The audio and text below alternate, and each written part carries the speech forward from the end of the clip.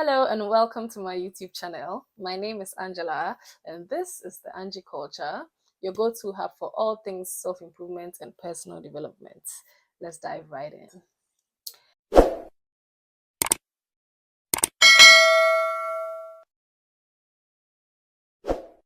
Today's video is about what self-love looks like. The idea behind this video is to shed more light on the traits that a person with max level self-love typically possesses, such that if you're on a self-love improvement journey yourself, you can look out for these traits in yourself as you go along and be able to measure how well you're doing or how effective your systems and methods are. That being said, let's consider the very first of these traits, that is confidence. People who are at their max level, or at, should I say, expert level self-love, are very confident. Why is that? This is because what hinders shy or timid individuals from possessing confidence is the mind. Right? Before they can take action, they tend to have a lot of negative self-talk in their mind, impeding their action. And what happens is that they tend to take action depending on the kind of thoughts that cross their mind. So if it's a negative thought, saying negative things, right? Predicting doom, should I say, they just tend to go along with it and hence retract from taking action. But a confident person, on the other hand, does not take action depending on the kind of thoughts that cross their minds. They take action regardless of whether or not it's negative or positive. Also, most confident people have been able to train their minds, or with the way they grew up and the kind of things they got exposed to, their minds have developed such that they don't tend to get such negative thoughts in the first place. Even if they do, it's milder and they are better able to control it. Granted, shyness and timidity sometimes comes naturally as a natural trait, right? As a natural personality trait. However, if you understand how it comes about, you know how to address it. So if naturally you were born like that, not even societal influence and whatnot, you know that what happens is you typically tend towards get impeding restrictive thoughts in your head before you're able to take action. So knowing the cause, you can then address it. You can then know how to address those negative thoughts and take action regardless. Or you can know the kind of things to do to change those negative thoughts into positive ones. If you want to know how to develop this kind of change in mindset, you can check out my article on Medium on this topic. The link will be in the description. I'll also put in the cards. The second trait I'd like to look at is that people at max level self-confidence put themselves first. What this means is that they tend to stand up for themselves. They are not people pleasers. Why do people please? People please for validation, for acceptance. But think about it. If you're somebody who loves yourself, if you're somebody who already possesses this max level self-love, you wouldn't be seeking acceptance from other people because you've already accepted yourself. If you're not seeking acceptance from other people, you wouldn't feel the need to suppress your desires to please them. You wouldn't feel the need to go out of your way to get their validation or their acceptance, right?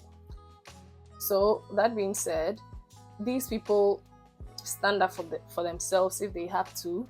They say no in the circumstance if they feel they have to. They tend to be assertive. They tend to put themselves first over other people's expectations or opinions. And ultimately, we can all see how this is beneficial to an individual if you put yourself above other people's opinions or expectations. The third point I'd like to look at is that people at maximum level self-love tend to forgive themselves. the topic of forgiving yourself is not spoken about enough because it's not given enough credit for how important it is. Because to err is human, to forgive is divine. As individuals, obviously we make mistakes, and obviously there tend to be circumstances beyond our control, sometimes within our control, that make us tend to act in certain ways, right?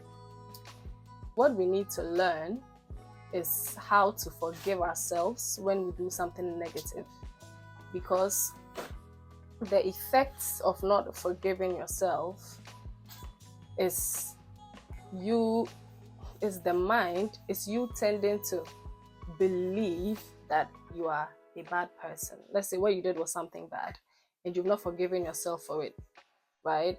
It sits on your conscience. You continuously feel guilty. If an opportunity comes pertaining to that, you may retract, thinking that, based on what I did before, I'm not deserving, or I'm the wrong choice, or whatever the case may be. So you would have lost an opportunity because what? You did not forgive yourself. You've not forgiven yourself. Also, allowing that sense of guilt to continuously sit on your conscience gradually becomes entrenched. Then you tend to believe that you are actually a bad person. You are actually this kind of person, that kind of person. But if from the onset you forgave yourself and you acknowledged the fact that to err is human and you made a mistake this one time and you are not going to repeat it for it to become your persona, then you wouldn't have to go through all these things of tending to have a genuine mindset that you're a bad person, right? So we can see how this is a trait, this is a characteristic of self-love, because if you love yourself, to acknowledge that, nope, if you love yourself to some extent, you really know yourself. You know yourself enough to know that this is not the kind of person I am. It's just something I had to do based on circumstance, but it does not define my entire personality. The next point I'd like to talk about is that people at max level self-love tend to give love to others. Like they say, to be able to give love, you have to have love yourself. You can't give what you don't have. So people who tend to be very loving, who tend to be very compassionate, who tend to show this level of concern and care, not just to their relatives and loved ones or their partners or whatever the case may be, but generally, they tend to show this kind of level of love and concern to, let's say, a passerby, to a third party. Such people typically have love for themselves. It happens that you are so pleased and content and confident in yourself such that your mind isn't bogged down with your own anxieties and your own pressures. You are in a very safe space mentally such that you can radiate positivity. Imagine if you are someone who is always very anxious. It would show. It's in your mind, but it will show. So you are not radiating as much positivity, but you don't realize this. So if you have self-love in yourself and that self-validation and conviction and inner peace and acceptance, you would radiate positive energy and you will give that out as well. Fifth trait people at max level self-love have is that they know their worth and their value, and so expect to be treated accordingly. And it can come off as arrogance if done too much, but on the other side of it, it's a very, very important quality to have. It's a very important trait to have. In a way, it goes hand in hand with being assertive and putting yourself first and not being a people pleaser. Because if you know your worth, you wouldn't tolerate crap. You get what I mean? and it makes you more assertive to say no. You are worth more than this, you are worth more than that. Or no, I wouldn't do this, I wouldn't do that. So they go hand in hand. Knowing your worth helps you be more assertive, helps you not to put people's desires above your own. And finally, people at max level self-love don't compare themselves to others. That's one of the worst things you'd want to do to your mental health if you're already somebody with low self-esteem. Because on this journey called life, everybody has a different path, and everybody's path looks totally opposite to the other person's. So someone might have reached the finish line and you are still midway, but you will get there. Maybe that person's journey was more of a sprint, but yours is a marathon. At the end of the day, do we all reach the finish line? Yes. So if you are midway and somebody's at the finish line, the last thing you want to be doing is comparing yourself to that person. Oh, Cecil has already made it, Cecil is already this, Cecil is already that, and here I am. Sometimes you can do it in a way that it pushes you to work harder, right? And there are other times that you do it in a way that it dampens your spirit, that it discourages you, it affects your esteem. And it's not even just with this person is doing better than me, but if you are doing it regarding somebody's intelligence, somebody's talents, somebody's appearance, somebody's gifts, that's even worse. Because if you are dwelling on what you lack that somebody else has, you tend to not notice what you have. You tend to undervalue what you have. You tend to miss out on your talents, right? So instead of honing and strengthening your talents like Cecil did, you are admiring his, envious of his, comparing the fact that you lack that to the fact that he has it, right? Wasting time, energy, and mind space.